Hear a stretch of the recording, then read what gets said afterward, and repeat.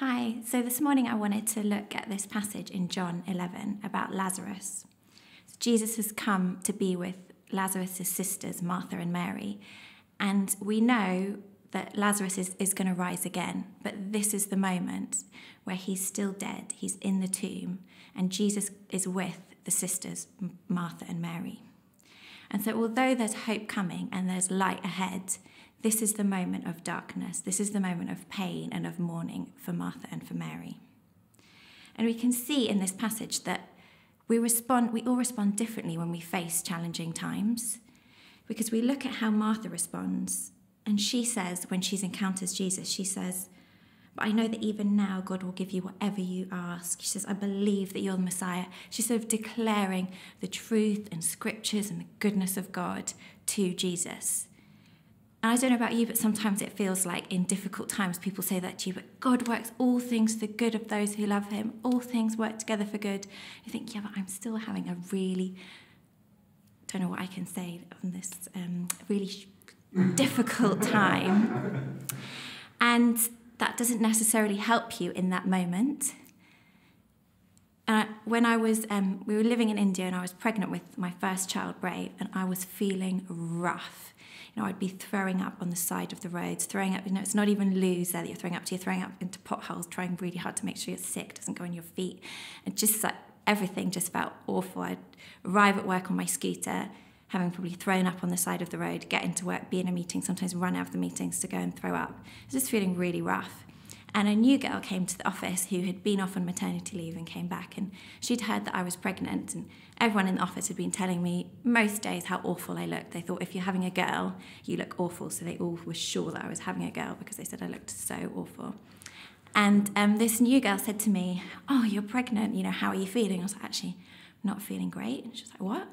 Have you not been declaring that God is with you, that he will take away your sickness, that you will have a healthy pregnancy, that you will not feel sick, have you not been rebuking that?" I was like,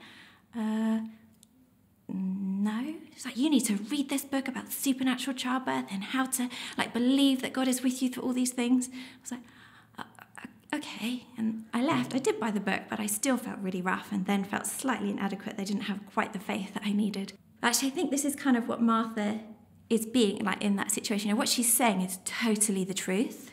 She's speaking the truth and she's got this faith and hope. But it's very different to how Mary then responds. Mary goes to Jesus, falls at his feet and weeps.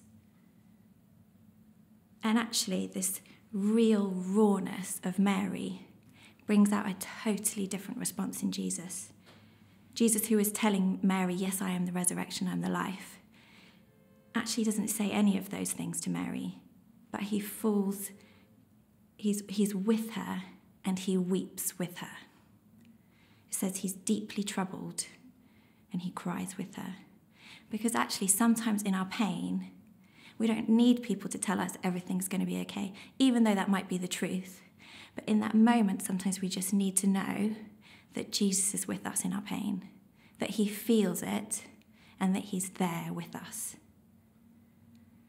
And in the summer, having felt like I'd done really well to survive the first lockdown, I thought I'd done pretty well with 3 kids at home and homeschooling. Miles was having a great time as a plumber, out at work every day. And I thought I had done pretty well. And then the summer hit, and I actually hit the lowest moment that I think I've ever had in my life, maybe kind of emotionally and mentally. And don't worry, I have also read about Brené Brown, and I know this is not the context for sharing all of the story and the true vulnerability of it. But in that moment of kind of darkness and pain, what I did want to feel was Jesus with me, feeling my pain with me. Not necessarily saying everything's going to be all right, although I wanted to hold on to that, but I wanted to know that he was with me in that place.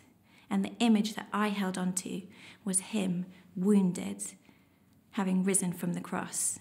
Because actually it's that image that he is broken for us and that he feels our pain with us. And that's the image that I held on to. And I think in this passage we see that that is how Jesus is with us. when we're troubled, when we're in pain, when we're mourning, when we're just struggling. He cries with us. He feels our pain with us. And that's the compassion of God. But I think in this passage, what we also see is what friendship is really about. Because these people, Lazarus, Martha, and Mary, they're his friends. And Jesus obviously loves having them as his friends. They're not disciples. And when they're talked about, they're always talked about being Jesus' friends. And I think that's because Jesus sees friendship as such an important thing. And one of the things that I've really felt about lockdown is actually one of the greatest gifts is friendship. I could do without pubs, restaurants, even gyms, although Miles would kill me if I said that. But the thing that I really miss, the thing that I love is being with good friends. There's nothing quite like those moments of being able to laugh and cry with friends and do things and be together and enjoy each other's company. And I think Jesus is showing how much he loves that, and he created us to be in those relationships and have those relationships. That actually sometimes in those relationships we might be like Martha, we might be saying, whatever the situation, Jesus, there is hope in Jesus, who is the resurrection and the life, and there's more to come. But sometimes we're in that Mary place, and actually what we need is our friends to come and mourn with us and cry with us and be with us. And one of the moments that most encouraged me and felt like this is what friendship is about was when I was really struggling in the summer, and a friend just knocked on my door one Saturday morning, and she'd driven from London, when you're allowed to drive from London, and she came with a bunch of flowers and an ASOS voucher because she said everybody needs some retail therapy. And we went for a walk together, and just being with someone who I felt totally unjudged by but loved by, who was just with me and present with me in the place that I was at, was an amazing comfort. And I think this passage tells us that Jesus is with us in our pain. He is there, present with us. He feels it. And we don't have to always respond in the, it's okay, it's all going to be great. Sometimes we can just cry, we can be real and let that raw, authentic pain come out. But we have to remember that there is hope. Lazarus does rise again, and Jesus does rise again, and we do have hope.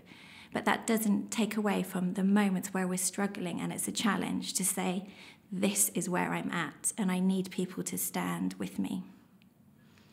And I just want to end with one of the things that's been the highlight of my year so far, which was Amanda Gorman's poem at the inauguration. And she started her poem, it started like this: when day comes, we ask ourselves, where can we find light in this never-ending shade? And she says in the middle, so while we asked, how could we possibly prevail over catastrophe? Now we assert, how could catastrophe possibly prevail over us?